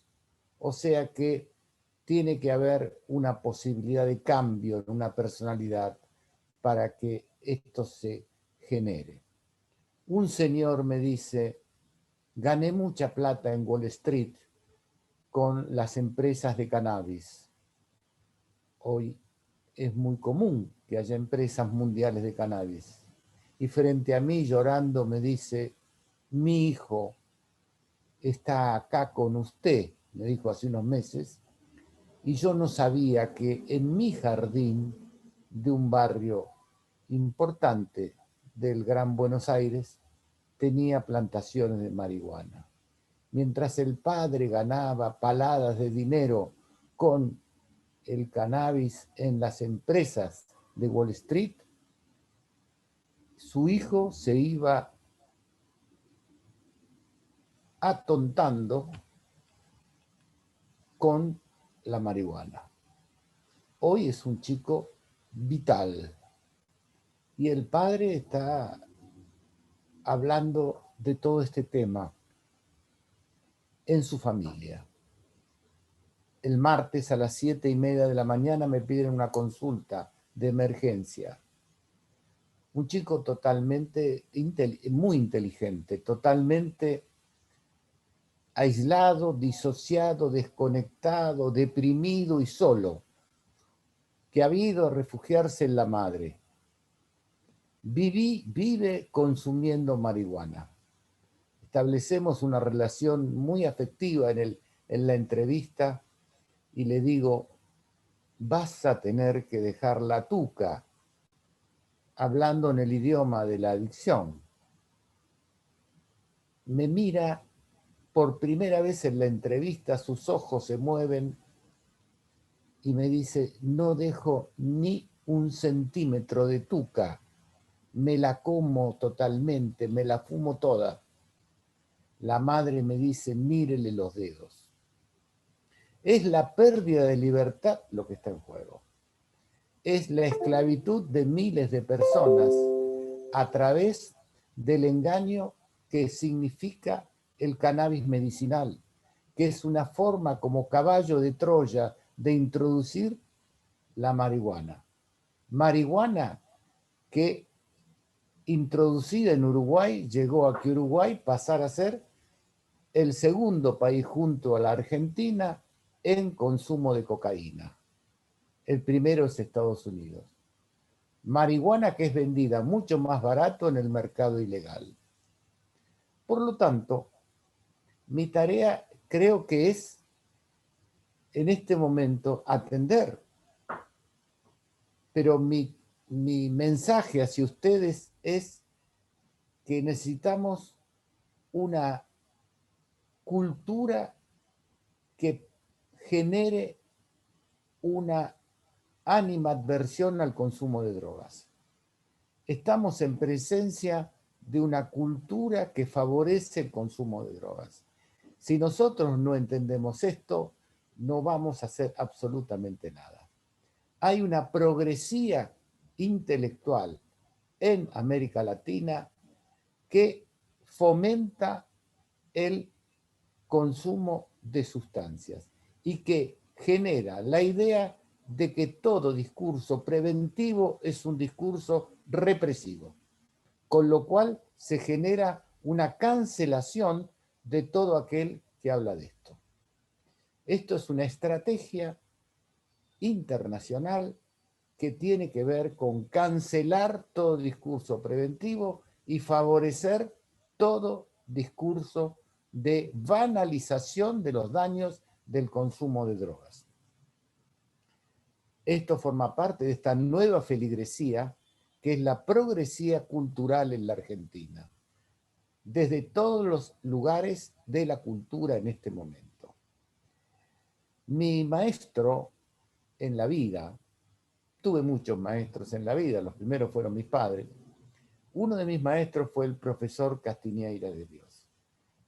Castiñeira de Dios, José María Castiñeira de Dios, poeta y escritor, que me dignó con su amistad, invitándome todos los domingos a la mañana a tomar café. Me acompañó en la provincia de Buenos Aires junto a otros intelectuales, porque yo me nucleé de un conjunto de intelectuales que recorría la provincia pueblo por pueblo con conferencias.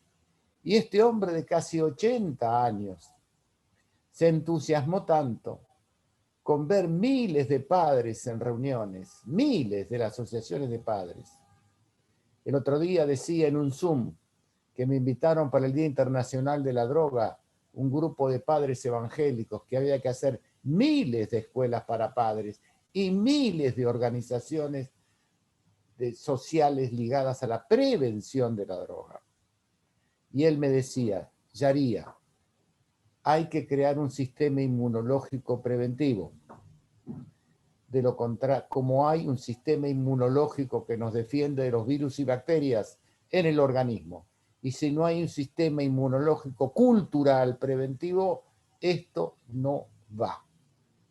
él me lo decía repetidamente en las distintas reuniones que teníamos, y nosotros logramos en aquel momento, cuando él me acompañó durante 7 años, luego después fue ministro de Cultura, logramos bajar el consumo de cocaína al 40%, logramos que en el Muñiz el 84% de los adictos tenían HIV y en la provincia de Buenos Aires solo el 17%, con una tarea militante de tipo cultural, con miles de padres y miles de docentes, y en cada escuela un centro preventivo escolar y asociaciones de padres en cada municipio.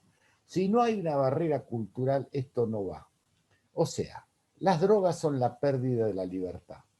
La Argentina queda perforada en lo social y en lo cultural en la crisis del 2000, donde se instalan varias situaciones. Primero, la progresía cultural.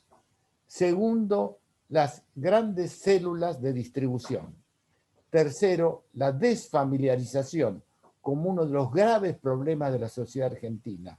La desescolarización, que deja de transmitir valores y saberes de la vida para inaugurar el virus del fanatismo y el virus de la ignorancia en nuestras escuelas. Todo esto tiene mucho que ver con el consumo de sustancias. Esta situación conlleva en sí mismo una aceptación social de las drogas, luego de que se rompió el tejido social en vastos sectores de la sociedad argentina.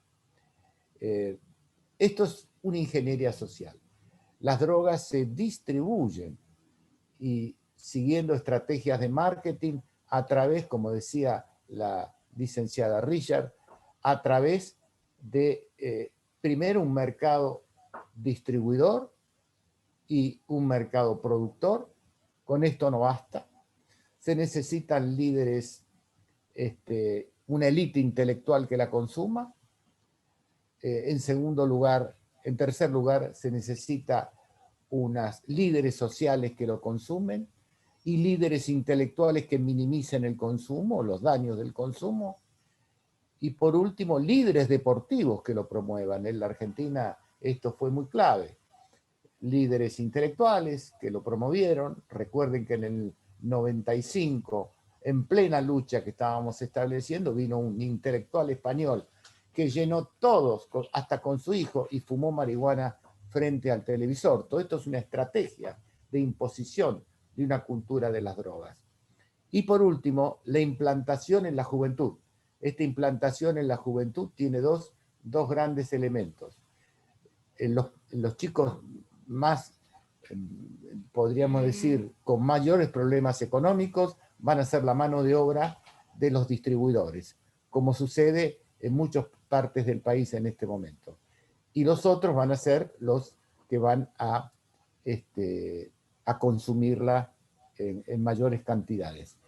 Hoy se agrega a todo esto la tecnología, ya que desde Instagram, desde Facebook, desde distintos lugares, desde distintos sitios de reuniones de parejas, etcétera, se difunde a través de medios tecnológicos y con la pandemia directamente una distribución puerta a puerta a través de sistemas de bicicletas, sistemas de motos, que hace que haya aumentado enormemente el consumo de drogas.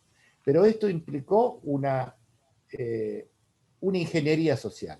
Ingeniería que es un mercado productor, un mercado distribuidor, líderes intelectuales, una élite consumidora, líderes sociales, líderes deportivos y una masa juvenil que entra rápidamente en el consumo. A esto se agrega en la pandemia la generación de 3 fenómenos que yo creo que son claves. En primer lugar, el fenómeno de lo que podríamos llamar la neomelancolía contemporánea.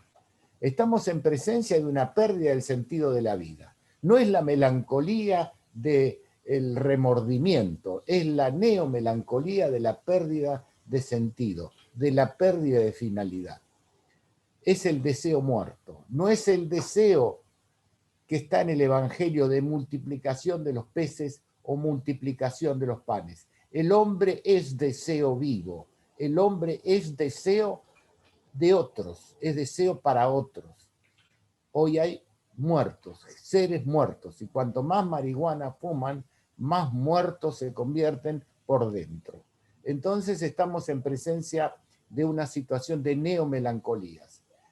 Este concepto de neomelancolías está muy bien desarrollado en la Universidad de la Vida, que ha desarrollado nuestro Papa Francisco a través de intelectuales italianos que hablan de este tema de la neomelancolía. En segundo lugar, aparece en un vacío de sentido de la vida, un vacío existencial, en donde la bulimia, la anorexia, la drogadicción, el alcoholismo son elementos centrales en todo esto. Y en tercer lugar, la minimización del consumo de drogas ha llevado a familias consumidoras. El plato de postre de los fines de semana no es la torta familiar, es el plato de cocaína. Si no vemos que esta desfamiliarización lleva al hundimiento social, y estamos atendiendo en Gradiva a un 40% de personas que tienen familiares con consumo, estando en residencia el consumidor más importante. Pero es como que se ha masificado el consumo de droga. Aquello que Edgar Morin llamaba la mega barbarie planificada. Mega barbarie planificada que según él tenía 3 grandes elementos. Primero, el individualismo extremo. Segundo, la errancia de los amores del toco y me voy. La desacreditación de la fundación de una pareja para siempre. O sea, la desacreditación de la vida familiar a través de un toco y me voy, que es la errancia de los amores. Y en tercer lugar, la droga masificada. De esta manera, esto genera una necesidad evidente en la sociedad de lo que yo llamo casas de vida, que en realidad es un término copiado de mi maestro, Edgar Morin, que en sus jóvenes 99 años sigue enseñando y mostrando la mega barbarie en las cuales vivimos. Y él decía que frente a esta mega barbarie planificada se necesitaban casas de vida, que son casas en donde se refugie el humano y en donde el chico pueda ser escuchado, hablar, entender su historia. Hoy me emocioné y un paciente me dice, ¿qué te pasa? ¿O qué le pasa? Con todo respeto. Y yo pensé, después de 6 años, que él vivió en una villa, robando nafta cuando iba a las estaciones de servicio, robando cigarrillos para cambiarla por Paco. Hizo un tratamiento y logramos que su exmujer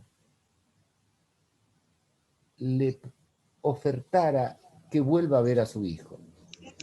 Él lloraba, porque volvía, era lo único que le faltaba para completar. Había perdido su empresa familiar, había perdido distintos elementos de su vida. Tenía 6 causas penales que se están levantando todas absolutamente.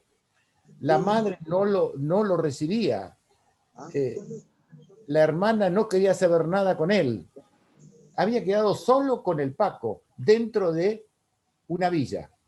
Y hoy esa persona puede ver a su hijo. Y yo pensé, el hijo le dijo a la madre, quiero conocer a papá, quiero volver a ver a papá, después de 6 años de no verlo.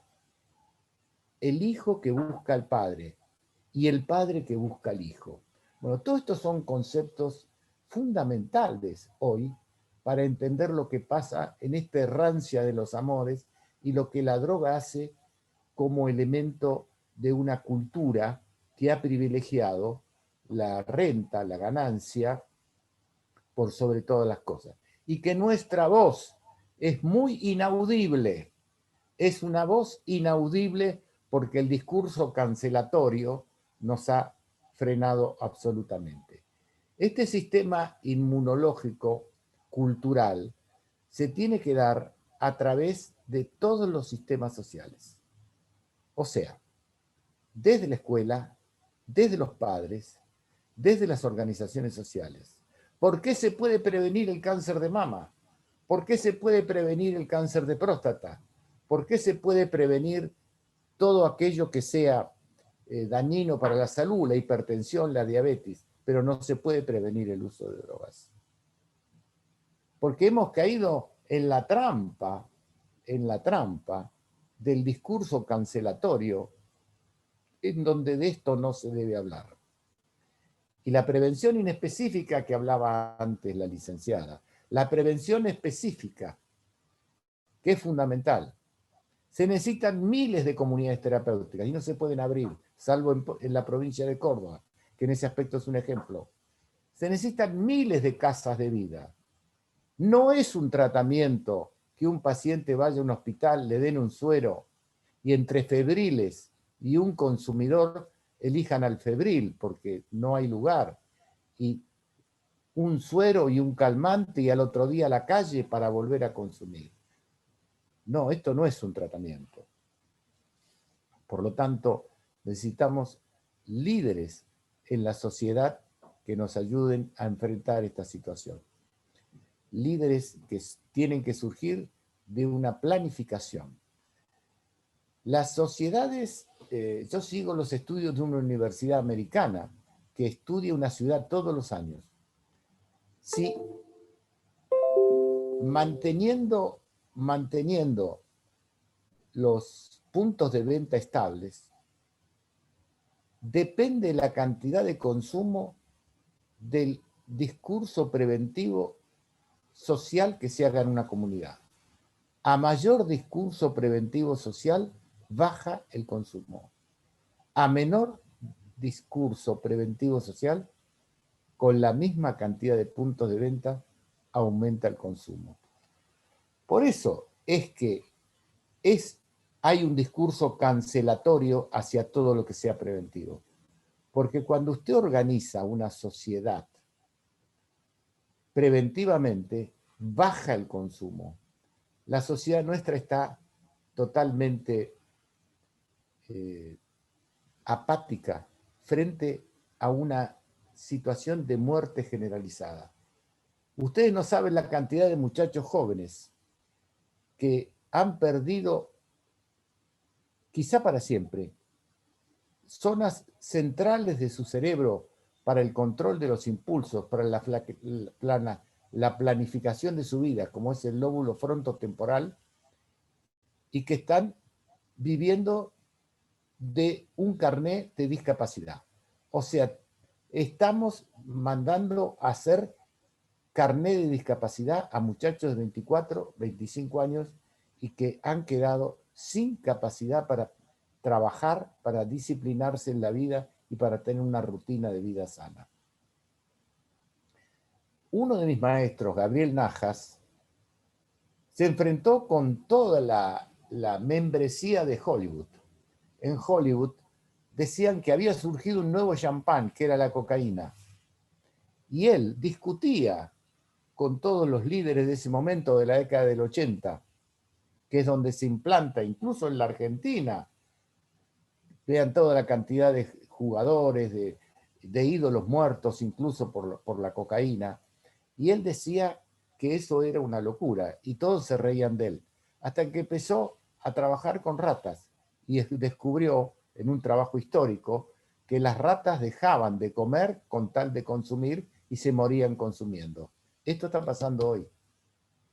Porque una de las cosas que hacen las drogas es generar una degradación del ser humano en la medida en que la zona del cerebro que tiene que ver con la inteligencia, con la planificación y que nos separa de los monos, queda absolutamente dañada y entonces la persona se transforma en un buscador sin parar de sustancias. Por lo tanto, la vacuna preventiva es una necesidad fundamental que se tiene que hacer con una organización social muy fuerte desde cada escuela, desde cada centro preventivo escolar.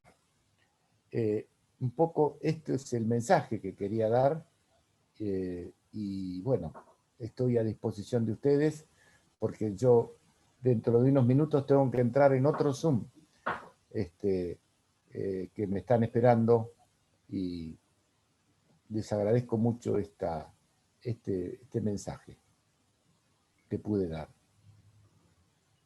Bueno, muchas gracias, doctor Yaría. La verdad que muy claro, muy interesante lo que ha expuesto los tres expositores. Como les digo, mucha información, pero también muchas tareas pendientes para tomar como ciudadanos y como Encuentro Vecinal Córdoba, ¿no es cierto?, como partidos y también como miembros de la legislatura. Les vamos a dar la palabra a modo de cierre o conclusión a nuestros representantes, a la legisladora María Rosa Marcone, que es nuestra presidenta de bloque en la legislatura, y bueno, y a Aurelio García Elorrio, que él en este momento está de licencia, pero también desde el bloque se viene trabajando hace mucho tiempo y de manera particular, individual y en organizaciones, en esto que es la lucha contra el narcotráfico y contra el consumo de drogas y por un proyecto de vida para cada uno de los ciudadanos de Argentina, ¿no es cierto? Así que les dejamos las palabras a ellos para que puedan dar el cierre. Después los que se quieran quedar y puedan, podemos hacer algunas preguntas y les pedimos a los expositores que nos dejen sus redes sociales, sus contactos, para que las personas que le quieran hacer alguna consulta, pregunta o tal vez pedirle también un conversatorio, se lo puedan pedir. Les doy la palabra, no sé si María Rosa, ¿estás allí? Sí, muchas gracias. Muy breve lo mío porque se ha alargado más de lo que pensábamos, pero realmente no nos dimos cuenta porque todo lo que escuchamos fue riquísimo. Yo quiero simplemente agradecerles a los tres expositores porque enriquecen y fortalecen el trabajo que nosotros creemos fundamental en este tema, porque estamos preocupados y ocupados con lo que pasa con el consumo de sustancias, es que quisimos abrir y generar este espacio que a raíz, como bien dijo Gabriela, de la discusión sobre el cannabis medicinal y la habilitación del autocultivo, nos dimos cuenta que incluso entre nuestro espacio a veces hay conceptos que necesitamos como precisar más y poder tener una mirada más certera, justamente para de entrada iluminar la realidad y después poder buscar entre todos políticas que ayuden a este cambio cultural que nos inmunice contra esta pandemia. Y muchas gracias a todos los que se han conectado y que realmente están comprometidos con esto. Este es el primer paso para después seguir trabajando sobre el tema. Así que bueno, calculo que nos volveremos a ver. Gracias. Y gracias también a quienes están atrás de escena, a todos los chicos, a Maxi especialmente, que son quienes hicieron la organización, los contactos, las llamadas, un trabajo que a veces no se ve, pero sin el cual estas instancias no serían posibles. Aurelio, ¿estás ahí? ¿Querés dar unas palabras? Activa el micrófono.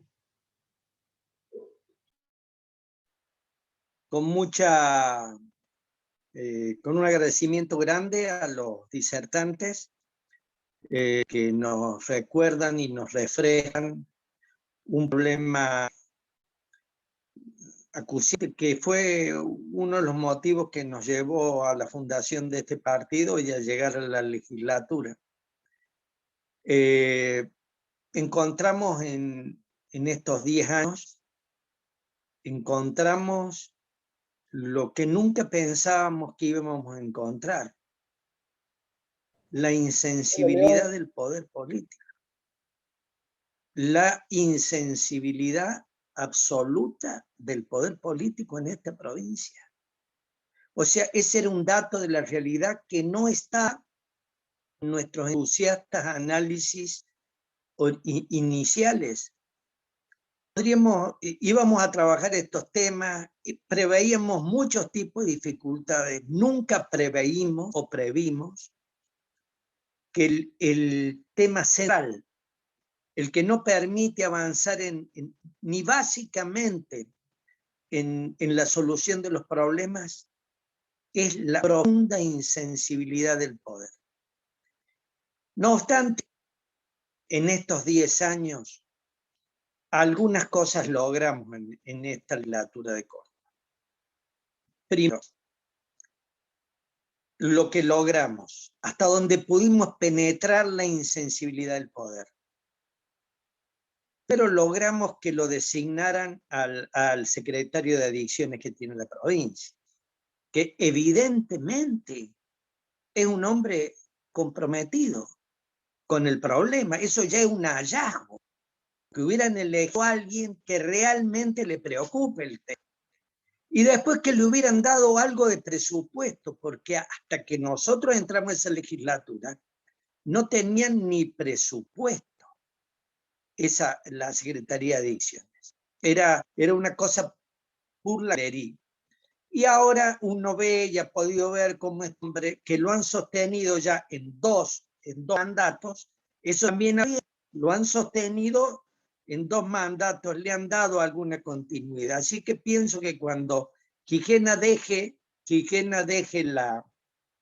el cargo alguna vez, habrá cosas que esta provincia no tenía. No sé si todas las que merece, pero habrá cosas y estructuras que esta provincia no tiene. Y algo tenemos que ver nosotros en eso, porque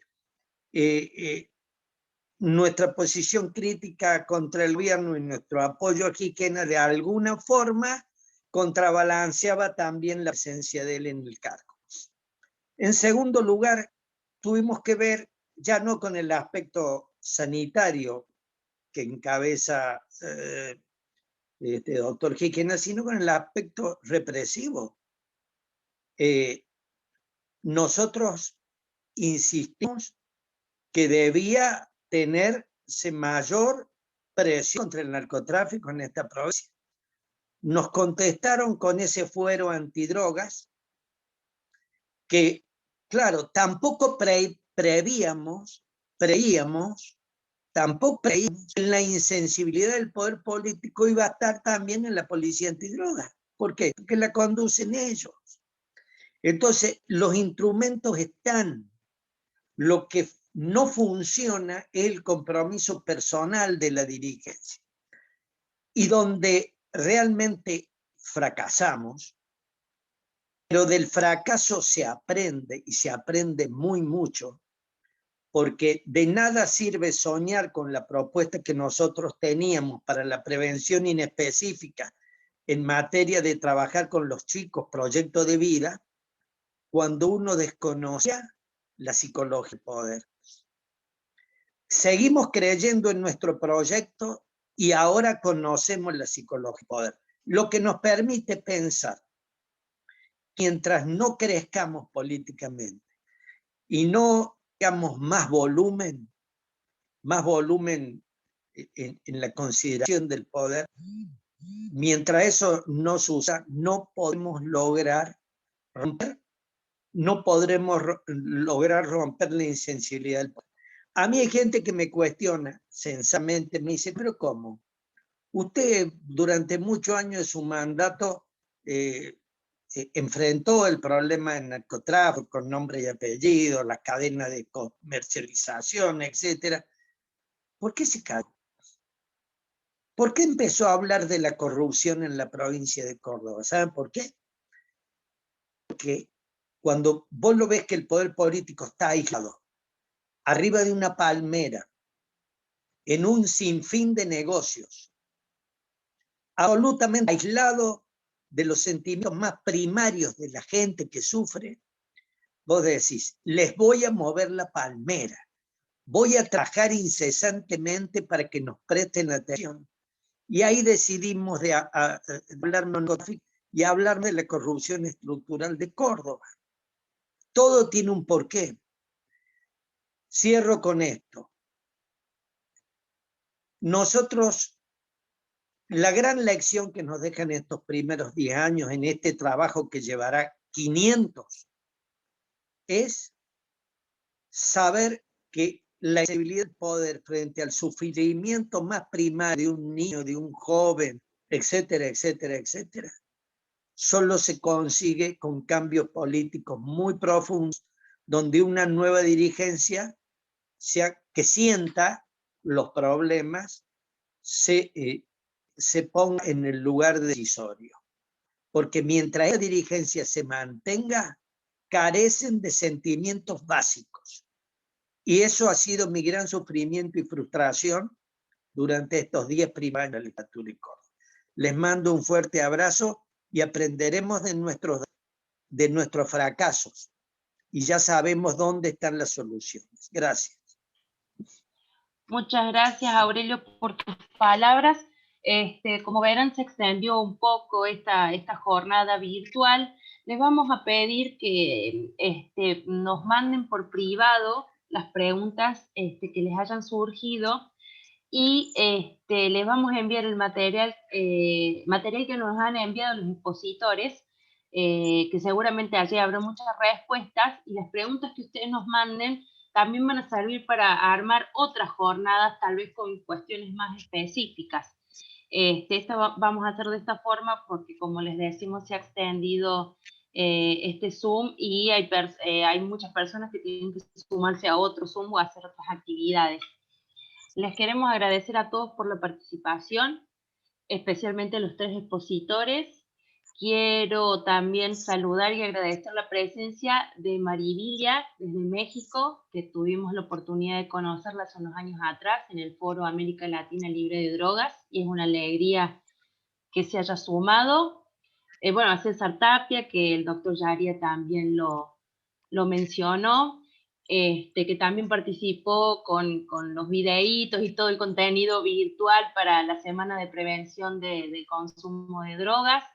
Bueno, todos los que se han sumado, los que ponemos nuestro granito de arena y los que creemos que esto se puede solucionar, que hay herramientas, que hay posibilidades, que hay que seguir trabajando, que es verdad que a veces las decisiones políticas nos juegan en contra, pero no por eso tenemos que perder la esperanza y seguir por el camino que seguimos. Se hace cuesta arriba, muchas veces nos desganamos, pero el poder hacerle la diferencia a uno solo, y recalco esto que decía el doctor Yaria, que hablaba de sus pacientes, de esta relación emocional que se genera con ellos, también esas palabras las he escuchado en César, también las he escuchado en Mariano Oberlin, esto de que te vas convirtiendo en una red de familia, de contención, que no tiene lazos de sangre, son esos famosos lazos sociales que los contienen y que se han ido perdiendo,